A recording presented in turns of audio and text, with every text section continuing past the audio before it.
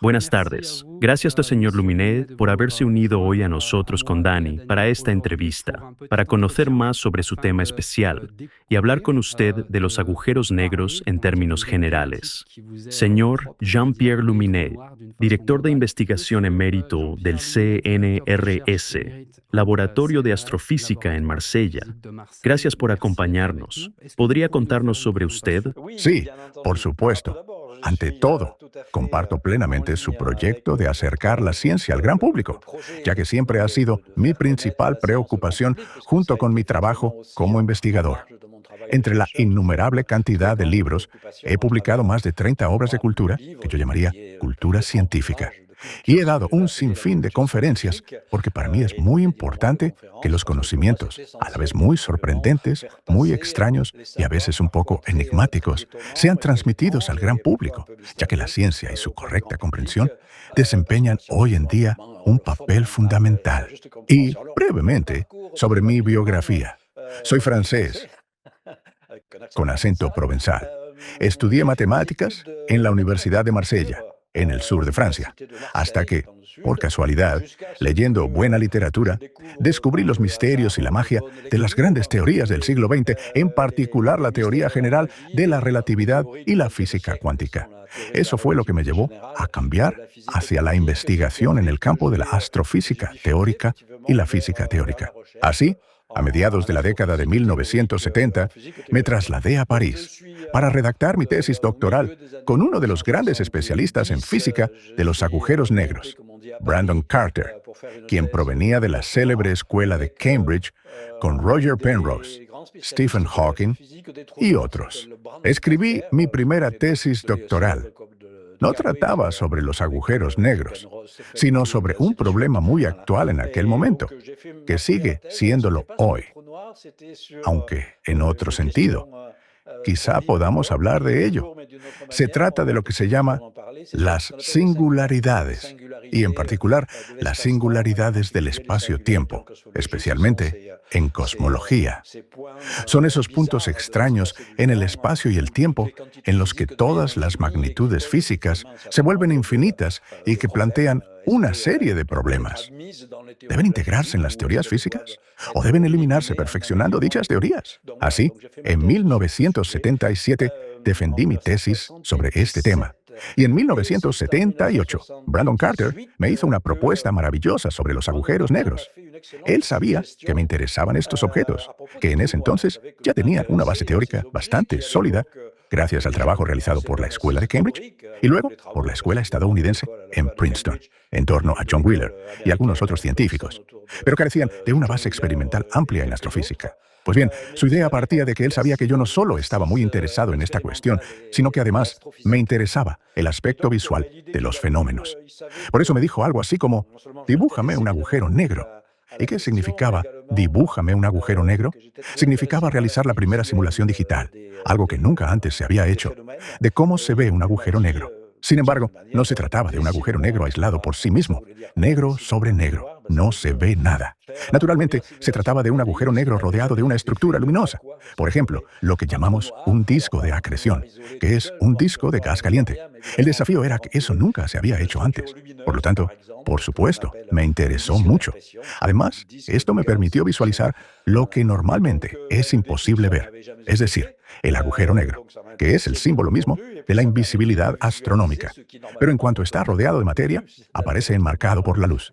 Y las ecuaciones de la relatividad general permiten calcular con gran precisión en la computadora, después de escribir las ecuaciones, que lamentablemente no pueden resolverse de forma analítica.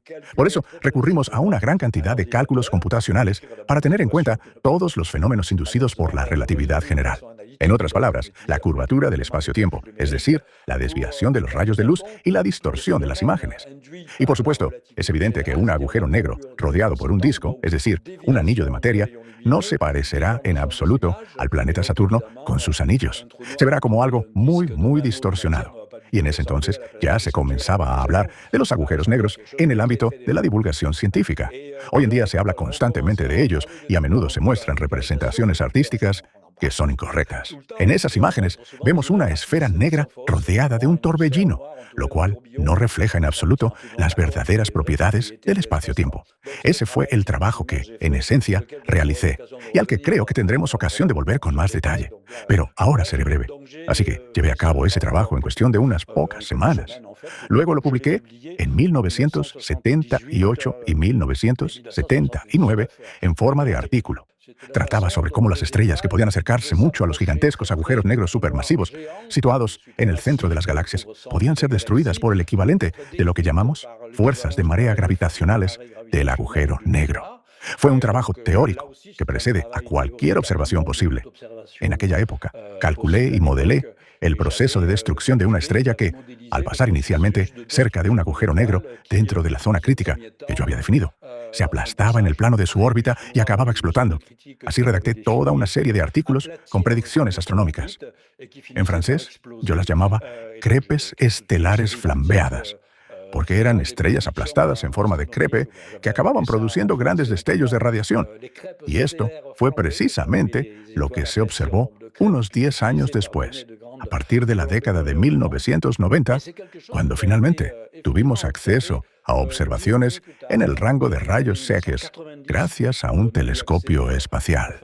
Fenómenos muy energéticos que ocurren en los núcleos de galaxias lejanas y que algunos interpretan como la destrucción de estrellas bajo la acción de fuerzas de marea. Y después, otra parte muy importante a la que le dediqué gran parte de mi trabajo. Cambié de escala siguiendo naturalmente todos los estudios sobre los agujeros negros. Pasé a la escala de la cosmología y elaboré todo un conjunto de modelos sobre la forma del espacio. De hecho, comprendí, y esto fue a comienzos de los años 90, que la cosmología estándar, la cosmología relativista y los modelos del Big Bang no tenían en cuenta una posibilidad, ya que no está incluida en la teoría de Einstein, es decir, en la propia teoría general de la relatividad, la posibilidad de determinar la forma global del espacio. La teoría general de la relatividad define únicamente las propiedades locales del espacio, la curvatura, etc., pero no su forma global. Y, por ejemplo, no dice si el espacio es finito o infinito. Ambas opciones son compatibles con las ecuaciones. Por lo tanto, es necesario añadir hipótesis matemáticas, en particular las que proceden de la rama de las matemáticas llamada topología, que fue desarrollada de manera extraordinaria en el siglo XX por matemáticos puros, pero que no se había incorporado a los modelos cosmológicos. Así que, partiendo de mi interés por las matemáticas y la geometría, decidí que era importante hacerlo. Y fue así como, desde los años 90, empecé a desarrollar la disciplina que hoy se llama topología cósmica, elaborando todo un conjunto de modelos de posibles espacios con formas extrañas y variadas, que, en consecuencia, poseen propiedades topológicas particulares. El interés radica en que podemos construir, al menos teóricamente, modelos de espacio que, repito, son compatibles con la teoría general de la relatividad y que distorsionan por completo nuestra percepción. Y aquí, de nuevo, nos encontramos con un nuevo caso de ilusión óptica. Ya no se trata de un espejismo gravitatorio, como en el caso de un objeto compacto o un agujero negro. Tenemos un espejismo global, que puede llevarnos a creer, a partir de la trayectoria de los rayos de luz, que la forma del espacio es distinta de lo que realmente es. Y podemos construir en el cosmos modelos en los que el espacio resulte ser mucho más pequeño de lo que podríamos imaginar, porque habría una especie de multiplicación de imágenes. Y es verdad que esta historia me gustó mucho, porque al principio no era nada ortodoxa. Pero siempre me han gustado las investigaciones que están un poco fuera de los modelos estándar, pero que añaden ciertas ideas que no estaban incluidas en ellos.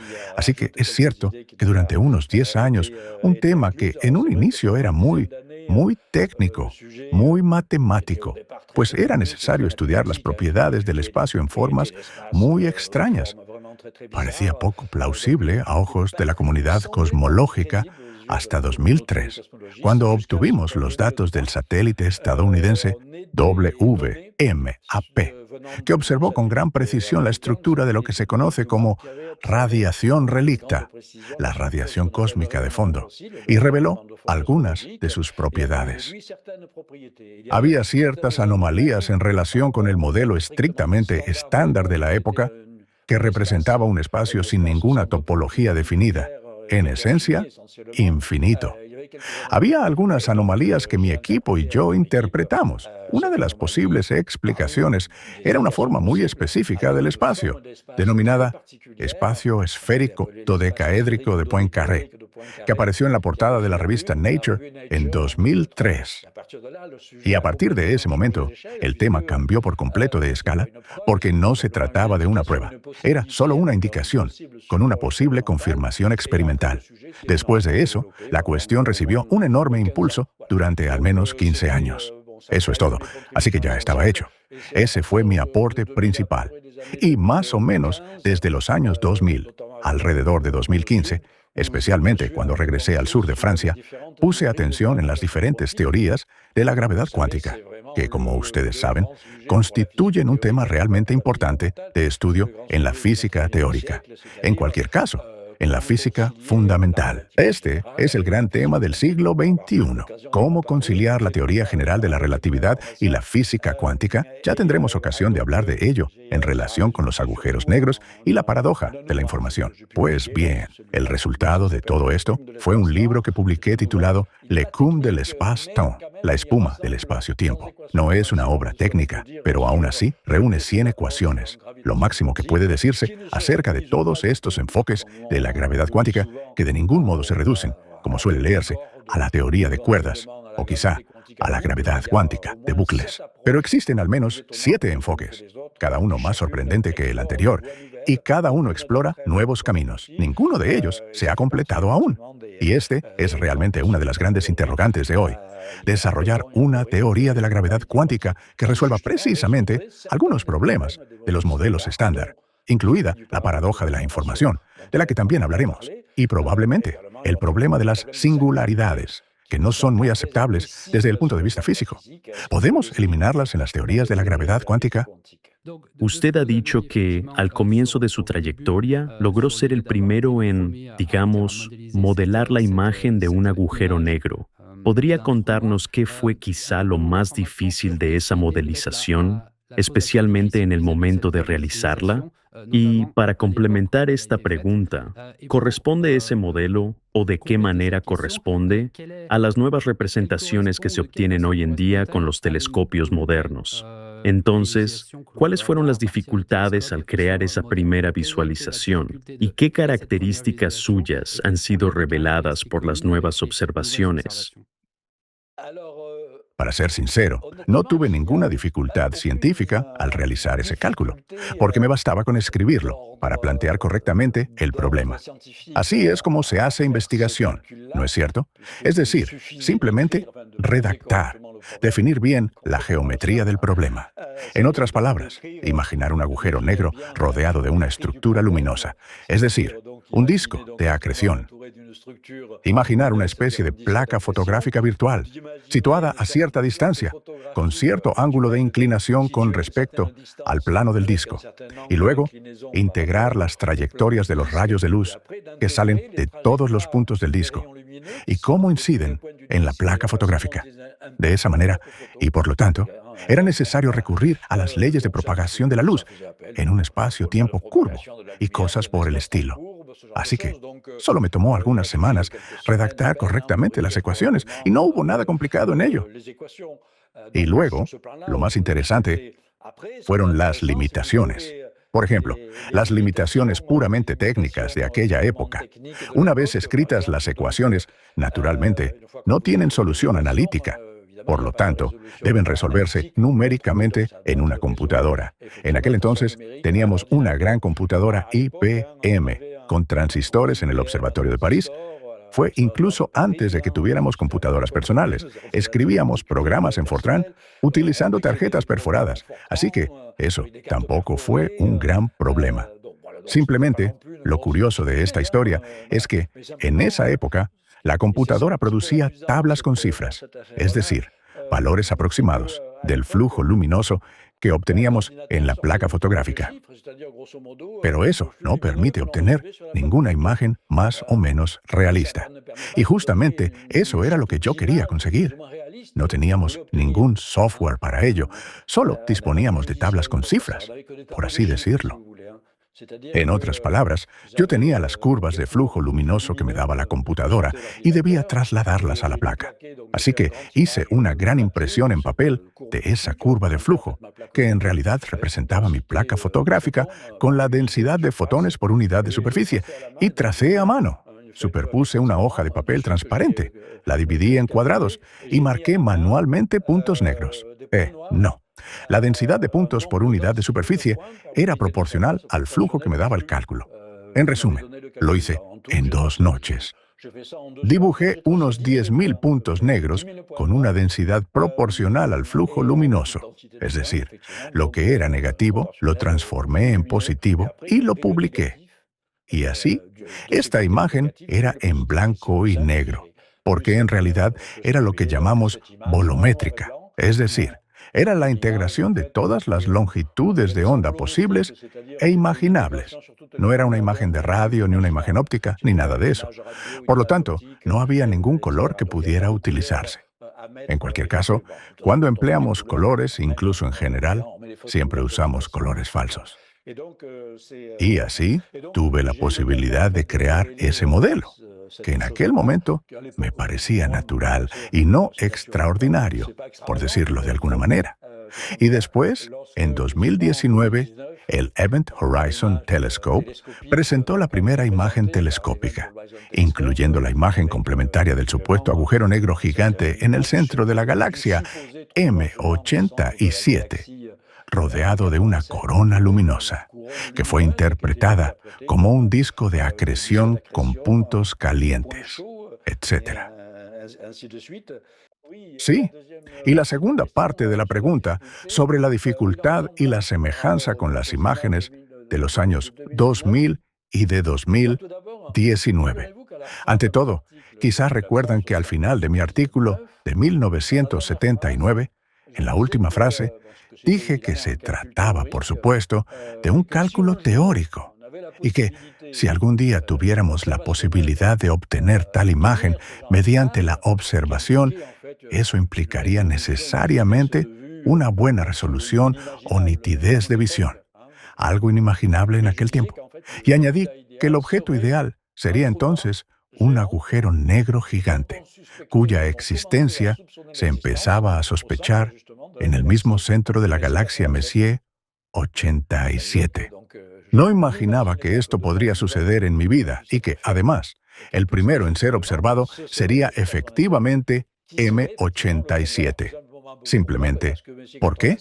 Porque en la galaxia M87 se encuentra un agujero negro gigante cuya masa es de 5 a 6.000 millones de veces la masa del Sol, y en tamaño aparente en el cielo es el mayor. O, dicho de otra forma, el menos pequeño en el cielo. Su proyección en el cielo corresponde aproximadamente al tamaño de una moneda de €1 colocada sobre la Luna. En aquel momento yo aún no sabía que las observaciones en el ámbito de las ondas de radio permitían realizar lo que se llama interferometría, es decir, combinar radiotelescopios situados en diferentes partes del mundo y trabajar con ellos, en un modo conocido como interferometría de base larga, para obtener el equivalente a un radiotelescopio del tamaño de la red. Y eso fue precisamente lo que supe mucho más tarde, que ya en los años 2000, decenas de investigadores de diferentes países, algunos de los cuales se inspiraron, en parte, en mi artículo de 1978 a 1979, se plantearon la cuestión de si era posible crear una red global, a la que llamaron Event Horizon Telescope, horizonte de sucesos, que es el nombre técnico que se da a la superficie del agujero negro, para alcanzar una resolución efectiva en el rango de radio en una longitud de onda estrictamente definida, con el fin de lograr la capacidad de ver el equivalente de esa moneda sobre la Luna, observándola. Solo había 2 agujeros negros que servían para esto, M87, Y, además, el agujero negro, que, se supone, se encuentra en el centro de nuestra galaxia. Pero en la época en que escribí mi artículo, no se hablaba de él. Esa idea apareció solo en los años 90. Es mucho menos masivo, pero está más cerca. Y estos dos efectos se compensan mutuamente. Y al final, visto desde la Tierra, tiene aproximadamente el mismo tamaño angular en la esfera celeste. Y el Event Horizon Telescope fue creado precisamente para observar estos dos agujeros negros, que fueron detectados en 2017. Así, como primera imagen, tras la modelización digital y el análisis de datos extremadamente complejos, se obtuvo la imagen del agujero negro en la galaxia M87. Y 2 años más tarde, como era un poco más difícil, también se obtuvo la imagen del agujero negro galáctico Sagitario A estrella. De este modo, hoy en día disponemos de 2 reconstrucciones. Porque, efectivamente, cuando hablamos de imágenes telescópicas, los oyentes y espectadores pueden pensar en una fotografía, como las bellas imágenes que vemos del telescopio James Webb, mientras que en realidad se trata de reconstrucciones extremadamente complejas, basadas en una masa enorme de datos. Tenemos petabytes de información obtenida por cada uno de los radiotelescopios de la red, que hay que reunir mediante algoritmos computacionales sofisticados. Existen varias posibles reconstrucciones de la imagen, y estas reconstrucciones se comparan con los modelos teóricos, similares a los que yo elaboraba hace 40 años, pero mucho más complejos, con un mayor número de parámetros, procesados en supercomputadoras, y finalmente se obtiene la llamada fotografía del agujero negro, que en realidad no es una fotografía auténtica, sino una reconstrucción. Y, para concluir, no puedo extenderme demasiado sobre esta correspondencia. En efecto, cuando vimos por primera vez esas imágenes, dije, sí, hemos llegado a los cálculos de Luminet, es fantástico y cosas por el estilo. Y es cierto que en ese momento me dije, vaya, la corona luminosa con un punto brillante, es el efecto Doppler, que yo también había calculado. ¡Fantástico! Pero luego, a medida que se desarrollaban los acontecimientos, empecé a hacerme cada vez más preguntas. Luego otros investigadores empezaron a preguntarse, ¿realmente lo que vemos es un disco de acreción? Y hoy en día, no he publicado un artículo técnico sobre este tema, pero sí un texto en mi blog, donde lo explico. Lo que observamos, en realidad, no es el disco de acreción completo, como lo calculé en 1978. Se trata de una estructura más fina y bastante enigmática, conocida como el anillo de fotones. El anillo de fotones es una especie de secuencia, una acumulación de imágenes secundarias y terciarias, porque cuando existe un agujero negro con una estructura a su alrededor, aparece una imagen inicial, que llamaremos imagen primaria. Es la imagen directa de los rayos de luz. Incluso si no están deformados, ya existe una distorsión de la imagen. Sigue siendo una imagen directa. Pero luego, los rayos de luz pasan al otro lado y regresan. Entonces, la imagen está mucho más distorsionada. Y la llamamos imagen secundaria, terciaria, y así sucesivamente. En resumen, imágenes de segundo orden y superiores. En realidad, las imágenes de orden más alto se aplastan alrededor de lo que se llama la sombra del agujero negro. Dicho de otro modo, son imágenes cada vez más deformadas del propio horizonte de sucesos, ligeramente ampliadas gracias al efecto de lente gravitatoria. Y lo que vemos es un pequeño halo luminoso, al que se denomina anillo de fotones. En definitiva, de esto se habla poco, al menos en la literatura de divulgación científica. Excepto por el artículo que escribí, apenas se menciona, o hay que buscarlo en algunos artículos técnicos.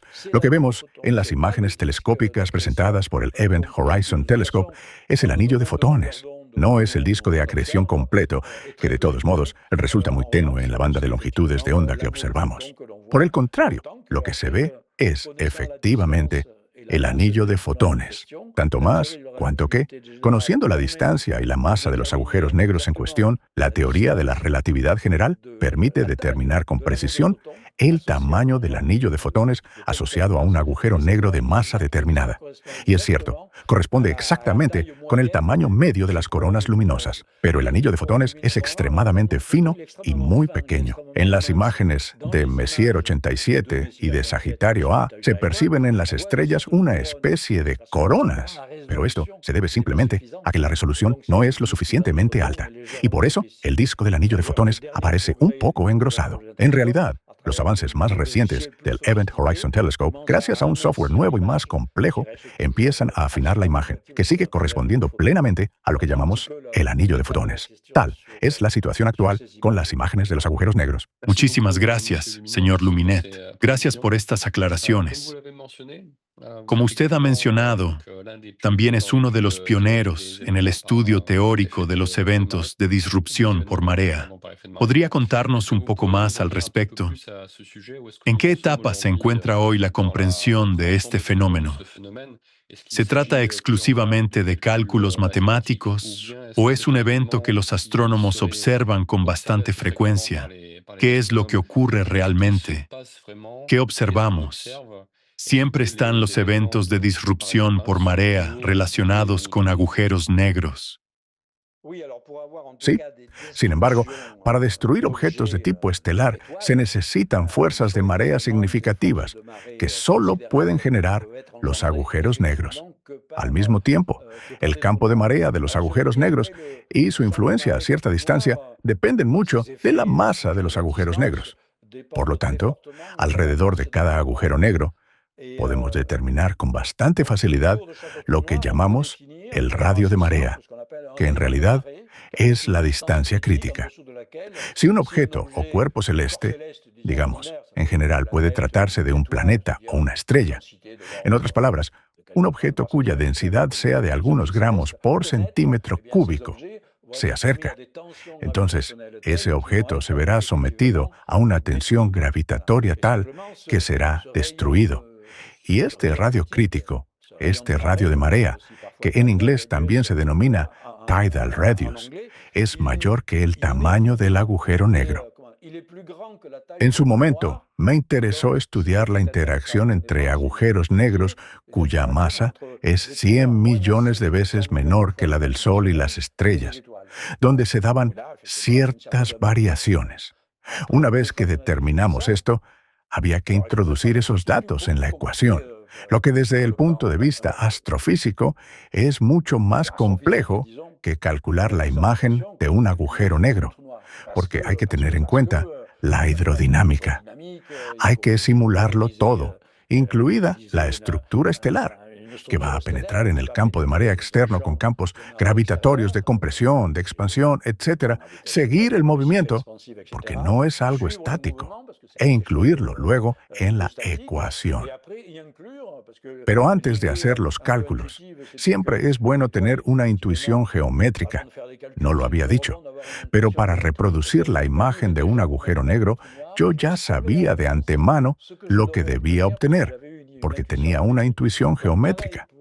Lo mismo ocurre con las crepes estelares. La intuición, es decir, razonamientos geométricos bastante simples, me llevó a concluir que existe una dirección de compresión del campo de marea y, por lo tanto, debía aplastar, aplanar la estrella. Y entonces me dije, si la comprimimos cada vez más y más, no podremos hacerlo hasta el infinito, porque en cierto momento la presión y la temperatura aumentarán y todo explotará. Es posible que, debido a que la estrella se calienta hasta decenas de millones de grados, se desencadenen en ella reacciones termonucleares especiales. Por eso, modelé lo que llamé las crepes estelares flambeadas. Era necesario incluir en la simulación numérica también la física nuclear. La red de elementos nucleares, en función de la temperatura, teníamos que comprobarlo. Así que fue bastante complicado. Reflejé esto en una serie de artículos con distintos colegas y de ese modo realicé algunas de estas predicciones. Y, efectivamente, como ya he dicho al principio, desde la década de 1990 empezamos a observar eventos que se interpretaron como disrupciones por marea. En esta serie de artículos mostré a mis colegas que existen enormes diferencias entre una estrella que solo se aproxima a la distancia crítica, al radio de marea, y una estrella que lo alcanza y queda efectivamente destruida. ¿Pero qué hacía? No explotaba. Se destruía liberando gas, es decir, se fragmentaba en pedazos más pequeños y finalmente se disociaba. Perdía su cohesión gravitatoria, expulsaba parte del gas. Por último, aproximadamente la mitad del gas liberado por la estrella quedaba en órbita alrededor del agujero negro y la otra mitad era expulsada fuera de él. Precisamente estos primeros fenómenos son los que, estadísticamente, se observan con mayor frecuencia en todas las disrupciones por marea registradas a partir de los años 90. Sin embargo, la parte más original del trabajo que realicé consistió en que investigamos el caso en el que la estrella penetraba, sin limitarse simplemente a rozar. Empezaba a penetrar en el segundo radio, en el radio crítico del segundo factor, del tercer factor, del cuarto factor, hasta incluso un posible décimo factor. Y todo ello sin caer todavía en el agujero negro. Allí, las fuerzas de marea varían considerablemente. Varían como la inversa del cubo de la distancia, y no como la inversa del cuadrado, como en el caso de las fuerzas directas. Y por eso, los procesos se volvían extremadamente potentes. De ahí que predijimos que a una estrella que traspasara el radio de marea por un factor de 5, 6, 7 o 10, le aguardaba un destino mucho más violento. En particular, este fenómeno de las crepes estelares flambeadas, explosiones termonucleares y cosas por el estilo. Y solo en los años 2000, los astrónomos empezaron a observar fenómenos que ocurrían en el centro de galaxias lejanas y que podían interpretarse como disrupciones de marea, pero violentas. Así que comencé a trabajar en ello en la década de 1980, y en aquel tiempo fui uno de los verdaderos pioneros en este campo. También fui el primero en realizar una simulación numérica precisa. Desde entonces, han surgido enfoques mucho más sofisticados en esta área. Pero para mí, lo más importante siempre ha sido abrir nuevos caminos de investigación. Y luego, paso a otras cuestiones. Más tarde, este estudio se amplió de manera más compleja a través de simulaciones numéricas hidrodinámicas a gran escala que incluían muchísimos factores, para llegar más o menos a los mismos resultados, pero en cualquier caso de forma mucho más sofisticada, lo que realmente permitía compararlos con mayor precisión con las observaciones astronómicas que se habían hecho en el pasado. Como resultado, hoy tenemos un catálogo. Todos estos fenómenos se conocen ahora como TDE, en inglés, Tidal Disruption Events, es decir, eventos de disrupción por marea. Hoy en día los TDE abarcan una amplia gama de fenómenos. Algunos TDE son relativamente tranquilos, cuando la estrella se estira y se desgarra. Ahora incluso tenemos imágenes de tales fenómenos tomadas con telescopios. Y hay eventos mucho más violentos. Explosiones de radiación tan intensas que no pueden explicarse por explosiones de supernovas, solo pueden explicarse por explosiones de marea estelares que yo ya había predicho en la década de 1980. Y hoy tenemos un catálogo. Puede encontrarse en Internet. En los catálogos de eventos de ondas gravitacionales figuran alrededor de un centenar de TDE, documentados y confirmados, observados en las 2 últimas décadas. Y ese número sigue creciendo a medida que nuestros telescopios se vuelven cada vez más potentes. Muy bien, excelente. Gracias por la información sobre el efecto de marea y las observaciones al respecto. Como usted ha mencionado, en 1977, en París, defendió una tesis sobre la singularidad en cosmología. ¿Cómo ocurrió esto? ¿Ha avanzado la ciencia en la comprensión de la singularidad desde entonces? ¿Diría usted que las cosas han cambiado realmente desde entonces? Sí, estos estudios, este tema de tesis, me fue asignado porque las singularidades en aquel tiempo se consideraban exclusivamente dentro del marco de la teoría general de la relatividad clásica, digamos clásica, en el sentido de no cuántica. Y unos años antes habían aparecido los famosos teoremas, conocidos como teoremas de las singularidades, que fueron demostrados por Roger Penrose y Stephen Hawking. Estos mostraban matemáticamente, basándose en las ecuaciones de la relatividad general, y teniendo en cuenta varias hipótesis bastante plausibles sobre la naturaleza de la energía, todo un conjunto de cosas, que durante lo que llamamos colapso gravitacional, se forma automáticamente un horizonte de sucesos, es decir, una superficie de no retorno. Y más allá de ella, extrapolando, podemos llegar a una singularidad, es decir, a un punto del espacio-tiempo donde la curvatura se vuelve infinita, y así sucesivamente. Por cierto, esto se aplica también al colapso gravitacional que conduce a un agujero negro. Así que teníamos teoremas matemáticos que mostraban la inevitabilidad de la aparición de singularidades en la relatividad general. Yo hice este trabajo y en aquel tiempo nos preguntamos, ¿no serán estas singularidades el resultado de una simplificación excesiva de las hipótesis que se pueden plantear sobre las simetrías del espacio-tiempo? Por eso escribí mi tesis sobre este tema, en la que estudiaba posibles modelos de espacio-tiempo que no eran realistas, pero que eran técnicamente y geométricamente posibles, en los que, al eliminar simetrías, analizábamos si las singularidades persistían al alejarnos considerablemente de esas simetrías. Y el resultado fue que sí, persistían. Así que esto coincide perfectamente con la demostración a priori general de Penrose y Stephen Hawking. Así que esa fue la temática de mi tesis. ¿Cómo ha evolucionado este tema desde entonces? Incluso en ese momento ya constituía un problema, porque aunque las singularidades fueron predichas como una inevitabilidad de la teoría general de la relatividad, para los físicos resultaban algo inaceptables. En cierto modo, indican las limitaciones de la teoría. Sí, son elegantes, funcionan bien, pero ninguna teoría es perfecta. Existe una teoría de la gravedad algo diferente de la teoría general de la relatividad, que sigue siendo clásica, en el sentido de que en ella están completamente ausentes los fenómenos cuánticos. Se llama teoría de Cartan, que, por cierto, también interesó al propio Einstein, y en la cual, además de la curvatura, se introduce una propiedad geométrica del espacio-tiempo llamada torsión.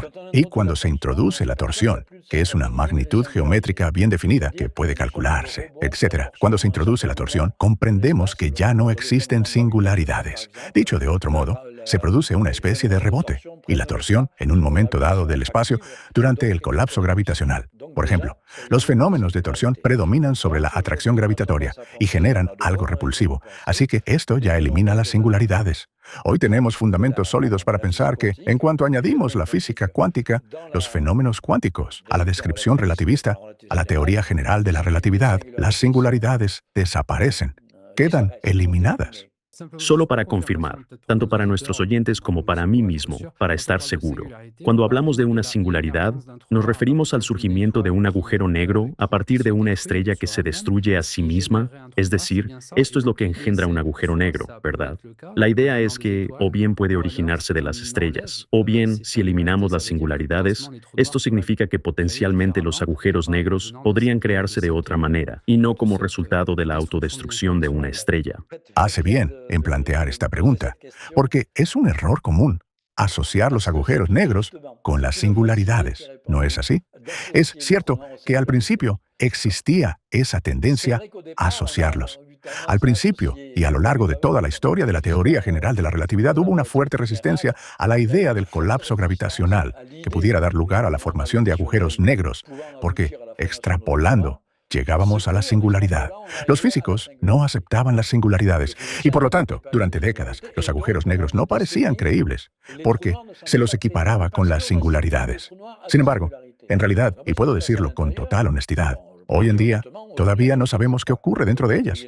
Podemos formular ecuaciones, pero en el estado en que se encuentran actualmente, no son perfectas.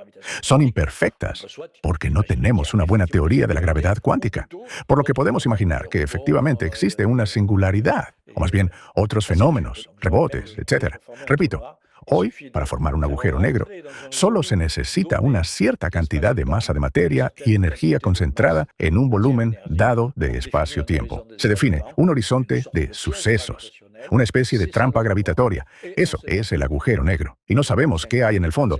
Puede haber una singularidad o no haber singularidad, un agujero de gusano, lo que quieran. Todas esas cosas extrañas son posibles, teóricamente, pero el agujero negro es un horizonte de sucesos.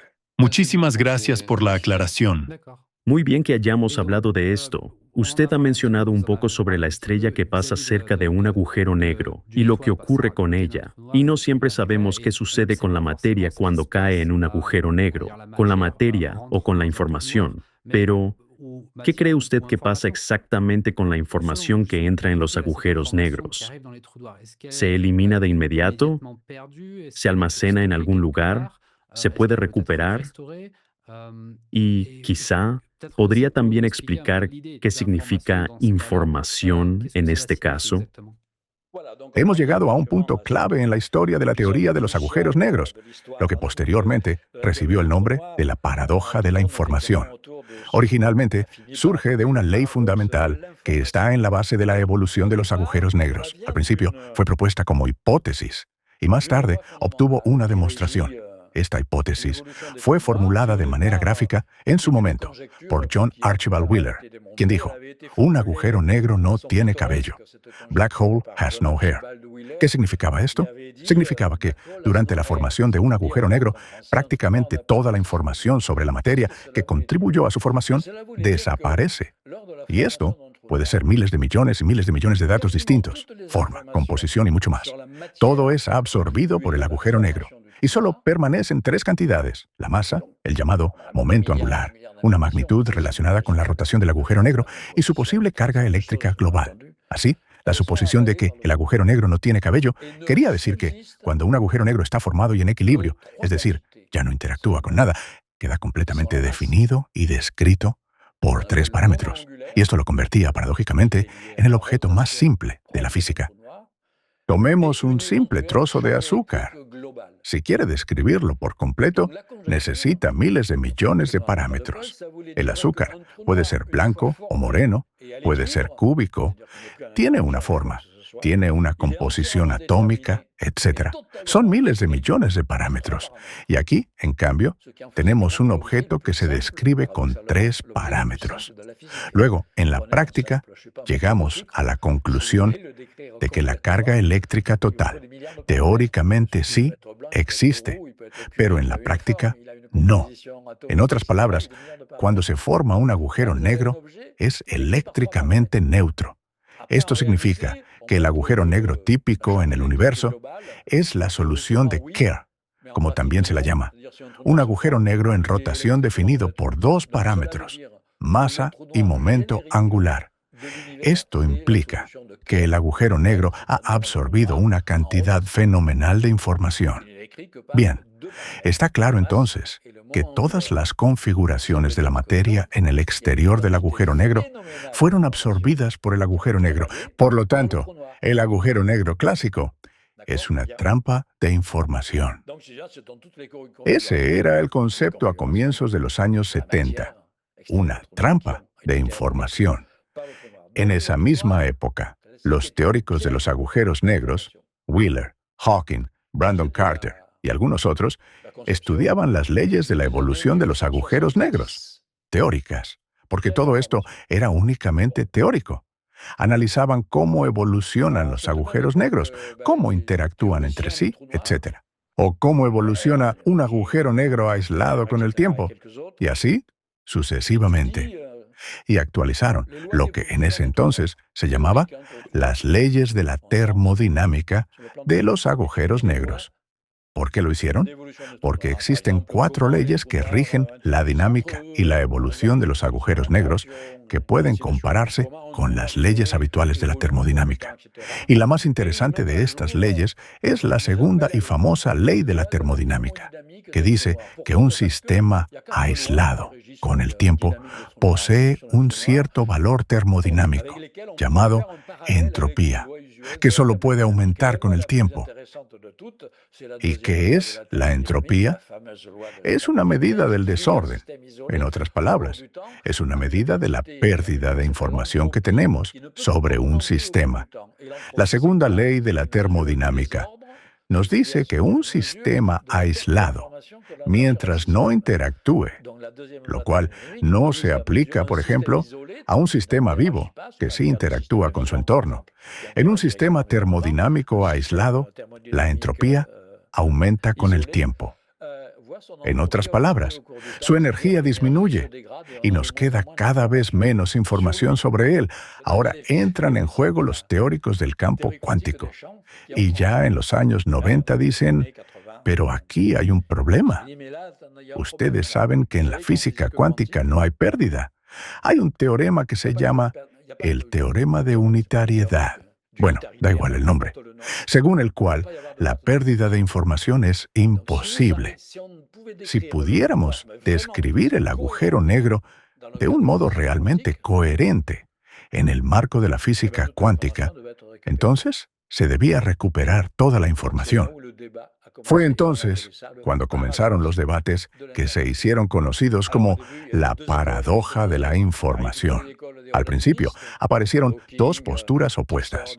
Por un lado, estaban los relativistas, del entorno de Hawking, Gibbons y otros, que afirmaban que efectivamente existe una trampa de información, en la que cierta información se pierde irreversiblemente. Por otro lado, los físicos cuánticos insistían en que algo no cuadraba con esta idea, que el paradoxo seguía sin resolverse. Sin embargo, con el tiempo, el consenso se desplazó gradualmente hacia la perspectiva cuántica. Incluso Hawking acabó cambiando de opinión y comenzó a investigar cómo podría resolverse esta paradoja, y empezó a hablar de la información. La paradoja sigue existiendo hoy.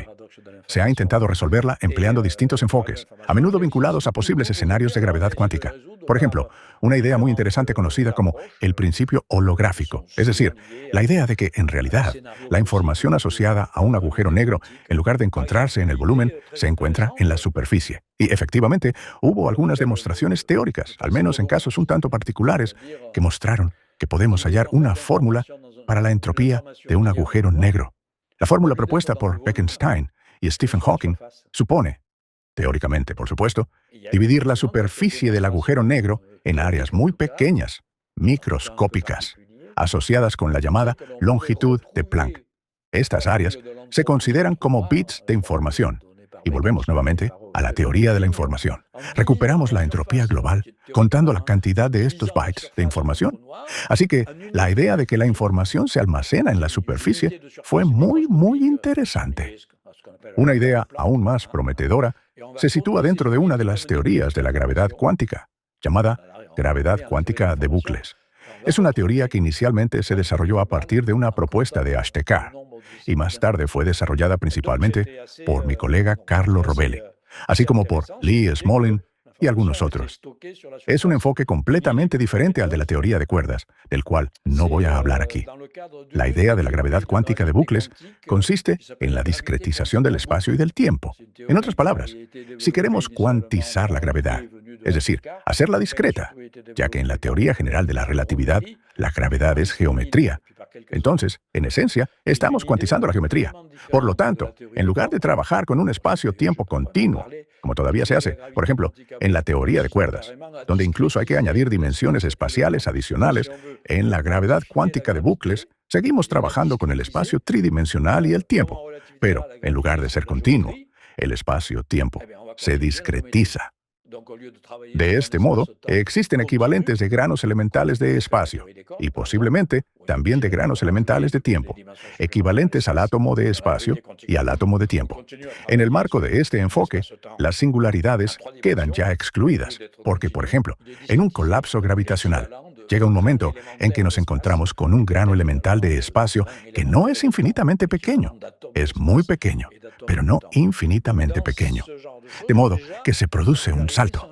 Recientemente, Carlo Rovelli y algunos de sus colegas propusieron una idea teórica interesante que personalmente me parece bastante convincente. Por supuesto, es lo que es. Y por ahora, esta idea no puede ser verificada experimentalmente, pero la propuesta consiste en sustituir el concepto de agujero negro por lo que llaman estrellas de Planck. ¿Qué significa esto? Significa que describimos el colapso gravitacional, el proceso habitual que lleva a la formación de un agujero negro, pero ahora, en el marco de la gravedad cuántica de bucles. Y, en efecto, antes de alcanzar una singularidad, lo cual es imposible en el contexto de esta teoría, se produce una especie de salto en la escala, llamada longitud de Planck. Por eso, estos objetos recibieron el nombre de estrellas de Planck. Y este salto podría expulsar materia y energía más allá del horizonte de sucesos, dando lugar a lo que se denomina un agujero blanco, que aparece en el mismo lugar donde inicialmente se había formado el agujero negro. Pero debido a los factores extremos de dilatación del tiempo en nuestro universo, no podríamos observarlo, incluso si ya hubiera ocurrido. No obstante, esto resolvería la paradoja de la información, puesto que nada quedaría encerrado para siempre tras el horizonte de sucesos, si finalmente logra salir. Así pues, Este es uno de los posibles modos de resolver la paradoja de la información. Voy a intentar una vez más simplificarlo lo mejor posible para entender. Empezamos con la idea del agujero negro como un pozo o un sifón, donde las cosas caen y, dentro de él, la información se destruye. Pero después llegamos a la comprensión de que, sí, la información se destruye, pero luego la expulsa al exterior. Sí, sin embargo, no podemos decir que el agujero negro destruye la información, la encierra en una prisión. En realidad, no la destruye. Precisamente los físicos cuánticos dicen que si el agujero negro, por ejemplo, se evaporara, entonces la información, dado que no se destruye, sería completamente recuperada. Entiendo.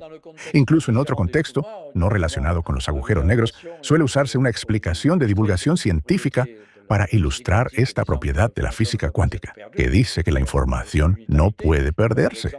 Recuerdo, esto se llama unitariedad. Por ejemplo, se toma una hoja de papel en la que usted escribe un texto. Luego la quema hasta convertirla en cenizas. La teoría cuántica dice que, en cualquier caso, la ha reducido a átomos, etc., pero la información sigue existiendo y siempre puede imaginar un proceso tecnológicamente inaccesible para nosotros, pero teóricamente posible, en el que recuperaría toda la información. Lo mismo ocurre con los agujeros negros. Conservarían y no destruirían la información. La mantendrían encarcelada durante un cierto tiempo y al final usted acabaría recuperándola. Hoy en día se considera que en un agujero negro la información no se destruye. Es cierto que no he mencionado otra hipótesis, porque, como ya he dicho, no sabemos qué ocurre dentro de un agujero negro.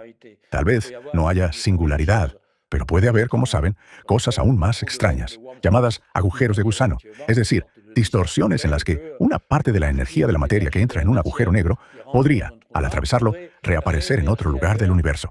Por cierto, mi próximo libro se titula Viaje a través del agujero negro con Interstellar. En él descifro todas las escenas de la película Interstellar, en especial las del final, que son un poco enigmáticas y que nadie entiende, salvo el astronauta. En la película también hay agujeros de gusano, pero son artificiales. Por eso dedico un capítulo entero a los agujeros de gusano. Explico el fenómeno de los agujeros de gusano, de los que tanto se habla y que nos hacen soñar. Porque pensamos, algún día, si llegamos a tener agujeros de gusano transitables, finalmente podremos salir de nuestro sistema solar, visitar las estrellas, incluso salir de la galaxia, aprovechando estos atajos espacio-temporales que nos permitirán realizar viajes totalmente inalcanzables en nuestras escalas temporales habituales.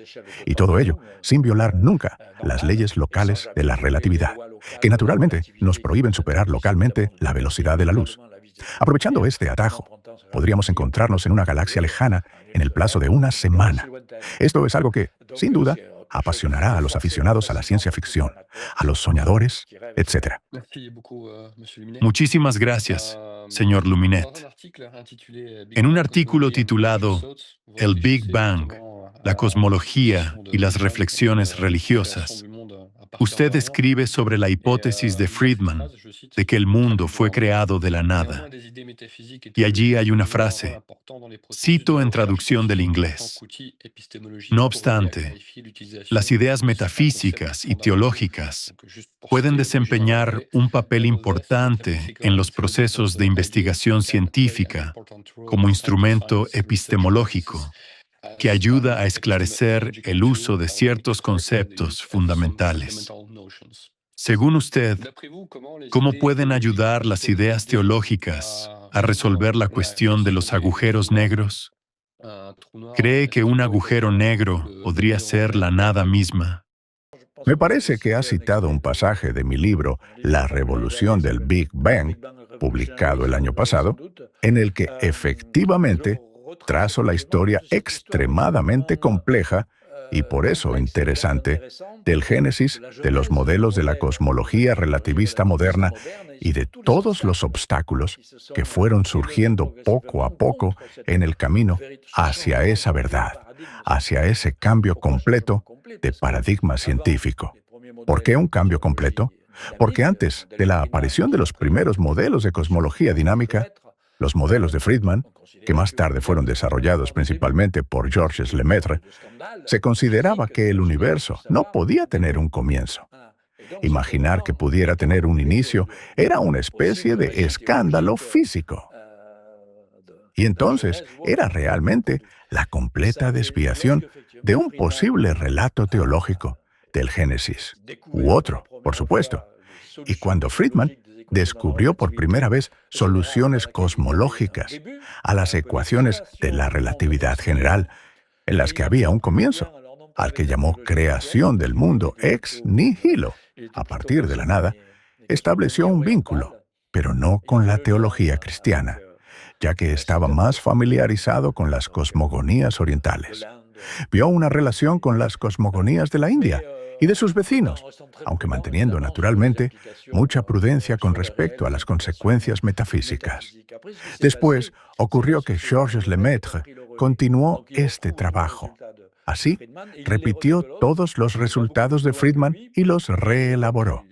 Llegó mucho más lejos y desarrolló lo que al principio se llamaba el modelo del átomo primitivo, que más tarde se convirtió en lo que hoy llamamos el modelo del Big Bang. Esto significa que surgió un modelo de universo que se expande, pero esta expansión tiene un comienzo en un momento determinado del pasado. Él era una persona religiosa y fue falsamente acusado de querer hacer concordismo, es decir, de intentar reconciliar una teoría científica, como lo son las soluciones cosmológicas y la relatividad general, con explicaciones teológicas sobre la creación del mundo. Creo que no debemos mezclar teología y ciencia, pero tampoco conviene separarlas. Precisamente por eso, en la cita que usted ha mencionado, se dice que la teología difícilmente ayudará al desarrollo de la ciencia, pero sí nos ayudará a reflexionar sobre los fundamentos del pensamiento científico. Porque, al fin y al cabo, digan lo que digan, los científicos, por muy racionalistas que sean, incluso si se declaran materialistas, no todos lo son. En cualquier caso, existe un trasfondo cultural, filosófico, metafísico, etc. Y ese trasfondo, no siempre consciente, influirá en la dirección que tomemos en nuestras investigaciones. Así que resulta interesante ver que existen ciertas consideraciones teológicas. Es curioso que hablemos de esto precisamente ahora, porque resulta que mi próximo libro, en el que estoy trabajando actualmente, soy muy activo, será publicado en 2026. Es una gran antología sobre cosmogonía. Se titula Los orígenes del universo. He reunido en ella todos los grandes textos de la historia de la humanidad que tratan sobre el origen del mundo o de los mundos, desde la filosofía hasta la teología y luego hasta la modernidad. Muy bien, excelente. Pues muchas gracias por esta información adicional sobre la influencia que se puede ejercer en esta ciencia o en la ciencia en general. Un poco fuera de tema, pero volvamos a lo que usted ha mencionado antes. Ha dicho que regresaríamos a ello. Se trata de los agujeros negros de diferentes escalas. Sí, es importante hablar de esto. Exactamente. Por eso me gustaría saber en qué se diferencian fundamentalmente los agujeros negros supermasivos en el centro de las galaxias de los agujeros negros estelares. ¿Hay diferencias en la dinámica de su aceleración y en la formación de los discos de acreción? Sí, sí. Sin embargo, antes de responder a esta pregunta concreta, quisiera decir que, teóricamente, existen al menos 5 escalas diferentes, 5 tipos distintos de agujeros negros según su masa. De estos 5 tipos, 3 se observan hoy en mayor o menor medida de manera astrofísica. Los otros 2 son teóricos. Entre los agujeros negros observados hay 3 categorías astrofísicas. En primer lugar, los agujeros negros de masa estelar. Luego, lo que podríamos llamar agujeros negros de masa intermedia. Y, finalmente, los agujeros negros masivos y supermasivos. Entonces, son escalas de masa. Pero, ¿por qué son de tipos distintos? Porque los procesos de su formación son diferentes. Y muy brevemente, los agujeros negros estelares son los agujeros negros que se forman como resultado del colapso gravitacional de estrellas masivas. Las estrellas no pueden tener una masa arbitraria. Por lo tanto, los agujeros negros estelares poseen una masa mínima 2,5 veces mayor que la del Sol y una masa máxima de unas 100 veces la del Sol. Esto se debe a que se forman como resultado del colapso de núcleos estelares.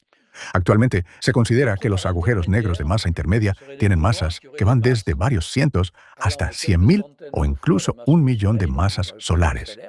La hipótesis de su existencia se formuló hace unos 30 años, pero solo en los últimos años se han identificado unos pocos candidatos, aunque los procesos por los cuales se forman aún no están del todo claros. Después pasamos a la siguiente etapa, los agujeros negros masivos. Su masa es aproximadamente 1 millón de veces mayor que la del Sol. Un buen ejemplo es el agujero negro supermasivo en el centro de nuestra galaxia, cuya masa equivale a 4 millones de soles. Además, existen agujeros negros supermasivos o incluso ultramasivos, verdaderos gigantes del universo. Su masa puede superar en varios miles de millones la masa solar. Así es el agujero negro de la galaxia Messier 87, M87, que fue el objeto de la primera imagen directa de un agujero negro en la historia. La masa de este agujero negro es 6.000 millones de veces mayor que la del Sol. En los últimos años, al observar galaxias cada vez más lejanas, no hemos observado los agujeros negros directamente, evidentemente, pero hemos visto fenómenos energéticos extraordinarios en galaxias distantes, tan intensos que solo pueden explicarse por la liberación de energía gravitatoria de agujeros negros. A partir de ello, pudimos estimar sus masas. Hoy sabemos de agujeros negros supermasivos, cuya masa es 10.000 millones de veces mayor que la del Sol. Se supone que el agujero negro más grande conocido del universo se encuentra en el centro de una galaxia muy lejana llamada TON 618, cuya masa es 65.000 millones de veces la del Sol. Son cifras astronómicas y a la mayoría de la gente pueden parecerle abstractas, pero hay que recordar que el tamaño de un agujero negro es directamente proporcional a su masa. Así, un agujero negro estelar con una masa de 10 soles tendrá un diámetro de unos 30 kilómetros. Un agujero negro con una masa de 10 millones de soles tendrá 30 millones de kilómetros de diámetro.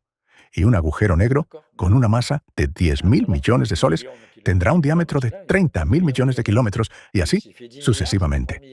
De este modo, el diámetro del agujero negro TON 618 es de 180.000 millones de kilómetros. Dentro de él podría caber todo el sistema solar, así que en el cosmos existen monstruos verdaderamente increíbles, estos agujeros negros supermasivos. Así que todos estos agujeros negros, independientemente de su escala, tendrán propiedades similares en cuanto a la distorsión del espacio y del tiempo. Pero, como ya he dicho, por ejemplo, cuando se trata de los efectos de marea, estos son significativos únicamente para los agujeros negros de masa intermedia. Desde los agujeros negros estelares, donde los efectos de marea son extremadamente intensos, hasta los agujeros negros masivos de unas 100 millones de masas solares. Y luego, para agujeros negros aún más grandes, los efectos de marea se manifiestan únicamente dentro del agujero negro. Pero, por ejemplo, en el caso de los agujeros negros estelares, cuando en la ciencia ficción soñamos con viajes espaciales y con acercarnos a un agujero negro, en realidad no es posible acercarse a un agujero negro estelar, porque las fuerzas de marea actúan a distancias tan grandes que se produce un proceso llamado espaguetificación. En otras palabras, en cuanto uno se acerca lo suficiente, aunque a una gran distancia, a un agujero negro estelar, las fuerzas de marea actúan de tal modo que destruyen todos los objetos, estirándolos y alargándolos en una dirección en forma de lo que llamamos espaguetis. Así que cualquier configuración quedará completamente destruida mucho antes de poder aproximarse al horizonte de sucesos de los agujeros negros estelares. Hay un tema que no hemos tocado, pero que mencionaré muy brevemente y que desempeñará un papel cada vez más fundamental en todas estas historias. Es la detección de ondas gravitacionales, porque es precisamente gracias a las ondas gravitacionales que tenemos acceso a ciertas propiedades de los agujeros negros que evidentemente no tenemos en el ámbito electromagnético, ya que allí, en efecto, no hay luz. Hoy en día contamos con un catálogo de más de un centenar de eventos de ondas gravitacionales, relacionados ya sea con la fusión de agujeros negros de masa estelar, con la fusión de estrellas de neutrones o con las llamadas fusiones híbridas entre un agujero negro y una estrella de neutrones. Y en todos estos casos, descubrimos cosas sorprendentes. Descubrimos que, en primer lugar, las masas de los agujeros negros que participan en los procesos gravitacionales resultan ser un poco mayores que las que obteníamos anteriormente, basándonos en los llamados agujeros negros electromagnéticos. Eran agujeros negros que se encontraban en sistemas de estrellas dobles, que se llaman sistemas X binarios, fuentes X binarias. Se trata de un agujero negro que está en pareja con una estrella gaseosa, que arranca parte del gas de la estrella compañera, lo que forma un disco de acreción, y eso va a emitir rayos X, a partir de los cuales estimamos la masa. Pues bien, gracias a las ondas gravitacionales, hemos descubierto algunos de los agujeros negros más pequeños, casi en el límite de la masa mínima, así como agujeros negros estelares mucho más masivos de lo que pensábamos antes. En particular, en algunos fenómenos de ondas gravitacionales participaron agujeros negros hermanos, con masas 60 o incluso 80 veces mayores que la del Sol, cuya fusión dio lugar finalmente a un agujero negro de 140 masas solares. Por eso surgió la pregunta: ¿existen realmente más fusiones de agujeros negros de lo que pensábamos al principio?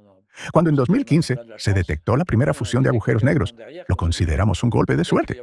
Pero luego descubrimos tantas que empezamos a preguntarnos: ¿será que al inicio del universo hubo un número mucho mayor de fusiones de agujeros negros de lo que suponíamos?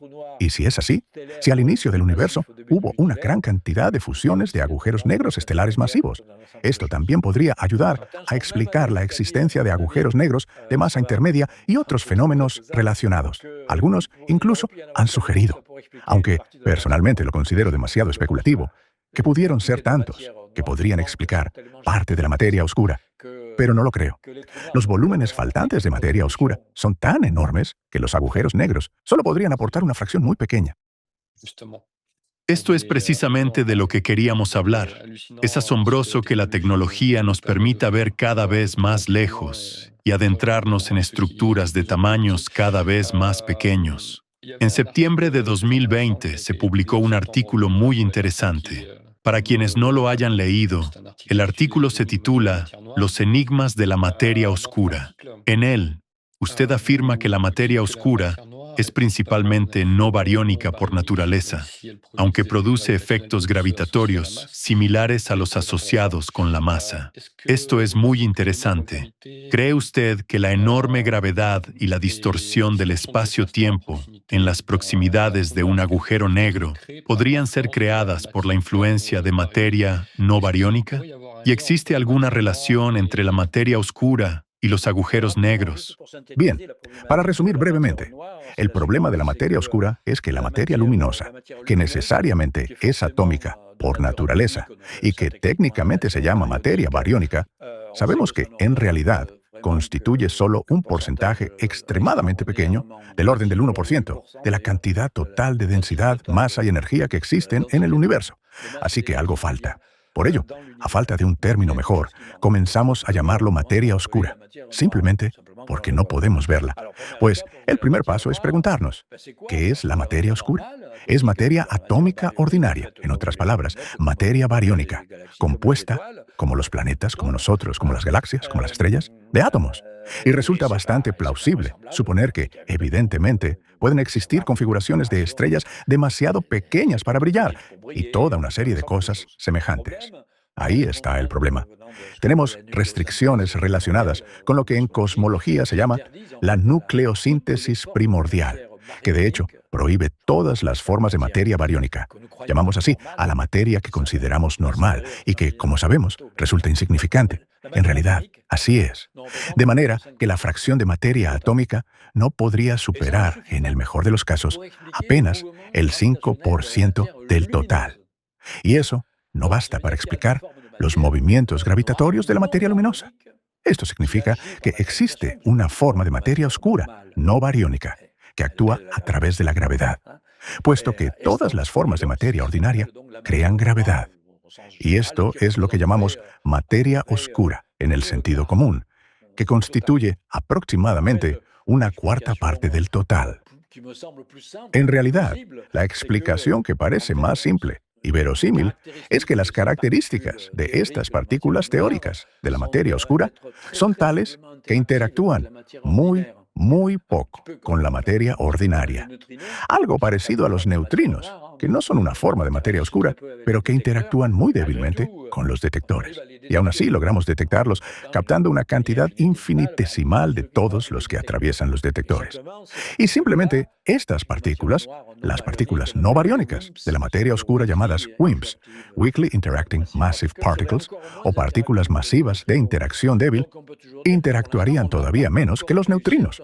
Por eso, podemos decir que, hasta el momento, no hemos conseguido fabricar detectores que sean lo bastante sensibles para captar partículas de materia oscura procedentes del cosmos, aunque lo hemos intentado. Al mismo tiempo, las partículas no atómicas de la materia, oscuras o no oscuras, son completamente naturales, porque las producimos artificialmente en el laboratorio. Disponemos de aceleradores de partículas. Se producen colisiones entre protones, que son, naturalmente, partículas bariónicas, y de ahí surgen haces de partículas que ya no son bariónicas y que se llevan parte de la energía y de la masa. Por ello consideramos que el universo primitivo muy caliente fue una especie de superacelerador de partículas, que debió de generar gran cantidad de partículas de materia no bariónica, masivas y estables, que hoy explican los movimientos gravitatorios de la materia luminosa. Esto sigue siendo objeto de intenso debate. La opinión general es que existe, pero que aún no ha podido ser detectada. Sin embargo, hay muchos investigadores que intentan encontrar modelos alternativos, modificando, por ejemplo, las leyes de la gravedad o algo parecido, para evitar tener que incluir en los modelos estas formas de materia oscura. Muy bien, excelente. Y otra vez, una muy buena transición de esas hipótesis a cómo avanza la ciencia. Y esta es la última parte de nuestra entrevista, el futuro de la investigación sobre los agujeros negros. Y me gustaría preguntarle, ¿cuáles son, o tal vez cuál es, para simplificar aún más la respuesta, las áreas que más llaman su atención hoy en día en cuanto a lo que debería hacerse en el futuro? ¿Cuál es, digamos, el futuro de la ciencia de los agujeros negros? ¿Qué ámbito le atrae especialmente? Bueno, si nos ceñimos al tema de los agujeros negros, pero dado que los agujeros negros, como ya he dicho, se sitúan en la intersección de varias teorías y, por lo tanto, influyen también en la física más fundamental, hay dos aspectos del futuro que podemos imaginar. En términos de posibles progresos o logros, existe un aspecto teórico y existe un aspecto observacional y experimental. En cuanto a la parte teórica, podemos esperar la creación de modelos de gravedad cuántica o de algo que resuelva la paradoja de la información de una manera verosímil o, al menos, que elimine las singularidades. Esa es la parte teórica, pero nada está garantizado. Por otro lado, si hablamos de observaciones, podemos contar con que el desarrollo cada vez más extraordinario de la tecnología nos permita avanzar en la detección de nuevos agujeros negros. Y otro aspecto son las ondas gravitacionales, que, repito, constituyen quizá una nueva ventana, pero es la más interesante. Las ondas gravitacionales, eso es, accedemos a un universo que no emite ondas electromagnéticas, que no emite neutrinos, sino únicamente ondas gravitacionales. Por lo tanto, empezamos a ser capaces de identificar fenómenos como colisiones de agujeros negros y así sucesivamente, que antes eran puramente teóricos y completamente inaccesibles. Así que se nos abre una ventana totalmente nueva llamada gravitacional. Y además, esta ventana nos permite hacer predicciones extraordinariamente precisas, mucho más exactas que las predicciones electromagnéticas. En la actualidad, las ondas gravitacionales y los detectores de ondas gravitacionales comienzan a expandirse. Al principio había 3. Los 2 primeros dispositivos de detección en Estados Unidos. El tercero estaba en fase de finalización en Italia, el proyecto franco-italiano Virgo. La existencia de 3 ya hace posible hacer triangulación, es decir, determinar de dónde en el cielo proviene una onda gravitacional. Y ahora ya son 5. Uno está en Japón, llamado Kagra, y se están construyendo otros. El proyecto actual, que cuenta con financiación y presupuesto asignado, se llama LISA. Es un detector espacial de ondas gravitacionales. Y así, en lugar de una base terrestre de varios miles de kilómetros, tendremos una base en el espacio de varios millones de kilómetros. De modo que se abre ante nosotros un futuro bastante maravilloso. En cualquier caso, podremos estudiar cada vez mejor estos objetos tan inusuales y fascinantes. Los agujeros negros de todas las escalas, desde los microscópicos hasta los supermasivos. Muchas gracias. En su opinión, ¿qué beneficio aportará a la humanidad una mejor comprensión de la verdadera naturaleza de los agujeros negros? En general, esto se relaciona con la cuestión de cuál es el sentido de dedicarse a la ciencia fundamental. No hablo de la ciencia para una aplicación inmediata, porque está claro que nuestra comprensión de los agujeros negros no cambiará la vida cotidiana, no tiene aplicación práctica. Pero si seguimos profundizando en la naturaleza, que, repito, quizá nos siga siendo inaccesible, siempre habrá un último velo. Digamos que los mapas se irán correspondiendo cada vez más con el territorio a medida que avancemos. y la ampliación de nuestra comprensión más profunda siempre es un bien extraordinario. Usted es una persona muy talentosa. Hemos escuchado todo lo que ha logrado hacer, y además de libros, artículos, investigaciones y todo lo demás, también se dedica a la música. ¿Podría contarnos cómo, en su opinión, suena el cosmos? Sí, estrictamente hablando, usted sabe que allí no existe tal cosa como el sonido propagado por ondas acústicas. El sonido es acústica. En realidad, no hay ondas acústicas que se propaguen en el cosmos, que es un medio demasiado material o demasiado inmaterial. Por lo tanto, se trata más bien de ondas electromagnéticas que recibimos y que pueden registrarse de manera análoga a las acústicas. Así, por ejemplo, las ondas de radio, captadas por las grandes antenas de los radiotelescopios, se convierten en una señal eléctrica que varía en el tiempo. Es un poco como la aguja en los antiguos discos de vinilo, que crea una señal eléctrica y luego los altavoces la transforman en sonido. Es algo maravilloso, en lo que tuve la suerte de trabajar. Se trata de la captación de señales electromagnéticas de los llamados púlsares, que en realidad son restos de la fusión de supernovas, que son de hecho estrellas muy compactas, estrellas de neutrones que giran rápidamente sobre su eje, emitiendo un haz de radiación, un poco como un faro, con la regularidad de un metrónomo, porque la velocidad de rotación de las estrellas de neutrones es extremadamente estable. Y cuando realizamos esta conversión, es decir, recibimos la señal eléctrica de un púlsar, es decir, la señal de radio transformada en eléctrica, la amplificamos, conectamos un altavoz y escuchamos el ritmo de rotación. Y suena como percusión, como un sistema corriente de instrumentos de percusión humanos. Y fue así como tuve la suerte de participar en la creación de la primera obra astronómica y musical, titulada Le Noir de l'Étoile, La Oscuridad de la Estrella, junto con el gran compositor Gerard Griset, fundador de un importante movimiento llamado la musique spectrale, la música espectral. Él escuchó la grabación de esos sonidos en la Universidad de California, en Berkeley, gracias a colegas astrónomos, y al regresar a Francia, se puso en contacto conmigo con la propuesta de colaborar en la creación, en otras palabras, de incluir esos ritmos cósmicos en una obra musical. Así tuve la suerte de hacerlo, y después vinieron muchas otras colaboraciones. De hecho, recientemente escribí un libro entero sobre ello titulado Del piano a las estrellas, en el que cuento todo mi recorrido musical. Muchas gracias por habernos dedicado su tiempo y por sus respuestas tan detalladas a nuestras preguntas. Espero que también haya encontrado nuestras preguntas interesantes. Hemos intentado abarcar diferentes temas. Sí, mucho. Pues muchísimas gracias. Que tenga un buen día y hasta pronto. Adiós. Adiós. Adiós. Muchas gracias.